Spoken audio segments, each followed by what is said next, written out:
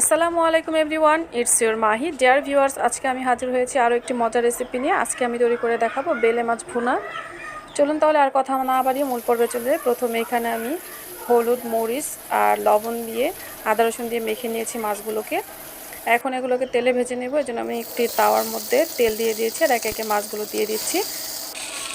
একটু ফাঁকা ফাঁকা করে মাছগুলো দিতে হবে, কারণ ভেঙে যাওয়ার সম্ভাবনা থাকে বেলে মাছ ভাজার সময়।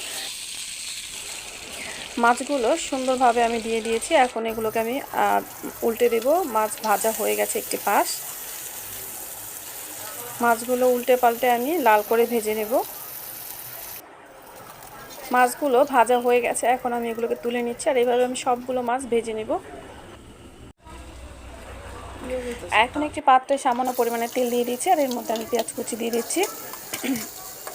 পেঁয়াজগুলোকে খুব ভালোভাবে আমি ভেজে নিয়েছি, হালকা ব্রাউন কালার চলে এসেছে। এর মধ্যে দিয়ে দিচ্ছি 1 চামচ ধনিয়া গুঁড়ো, 1 চামচ হলুদের গুঁড়ো আর 1 চামচ দিয়ে দিচ্ছি লাল মরিচের গুঁড়ো আর দিচ্ছি স্বাদ মতো লবণ আর দিচ্ছি 2 চামচের মতো আদা রসুন বাটা। আর এই সমস্ত মশলাগুলোই আপনারা আপনাদের পছন্দ অনুযায়ী কমিয়ে বাড়িয়ে ব্যবহার করতে পারেন।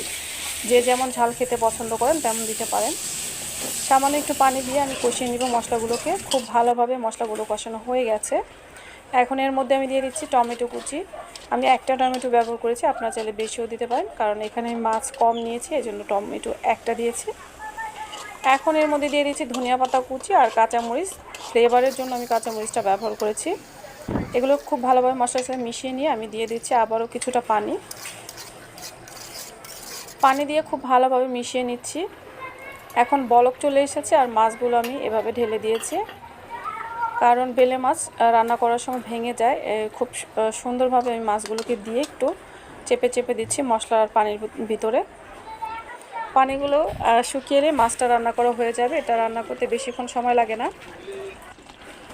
মাঝে মাঝে এভাবে একটু ঝাঁকিয়ে নিয়েছি আর শুকিয়ে এলেই আমি নামিয়ে নিব। মাছগুলো হয়ে গেছে, আমি নামিয়ে নিয়েছি। দেখুন কতটা লোভনীয় লাগছে।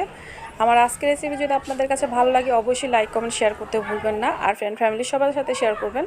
আর যারা আমার ভিডিওটি সম্পূর্ণ দেখেছেন সবাইকে ধন্যবাদ। আল্লাহ আপনাদের সবাইকে ভালো রাখুক, সুস্থ রাখুক, নিরাপদে রাখুক এই কামনা করে আজকের মতো বিদায় নিচ্ছি। আসসালামু আলাইকুম।